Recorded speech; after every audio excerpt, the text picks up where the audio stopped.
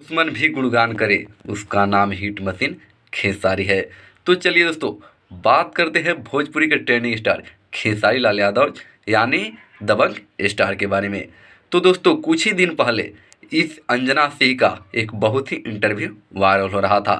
वो बहुत ही उल्टा पुल्टा अपनी हिट मशीन के बारे में बोली थी, लेकिन हाल ही में यानी आज ही का एक इंटरव्यू देखा उसका, बहुत ही खेसारी लाल यादव जी का गुणगान कर रही थी।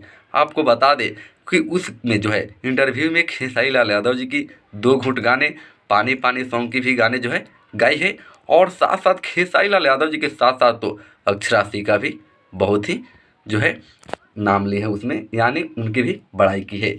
आप सभी को बता दें कि खेसारी लाल यादव जी से दुश्मन जलते हैं, लेकिन ज़्यादा दिन नहीं चलते हैं, तुरंत जो है अपने ही मन से सोच हो जाते हैं।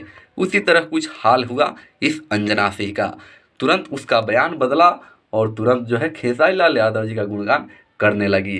खेसारी लाल यादव जी के साथ तो इन लोगों को फिल्म मिलता नहीं है, बक बक करती रहती है। जैसे फिलहाल में ही ये पूनम दुबे कुछ उल्टी सीधी जो है खेसारी लाल यादव जी को बोली है कि पवन सिंह तो बहुत अच्छा बोले स्टेज पर, लेकिन खेसारी लाल यादव जी लाइव क्यों आए।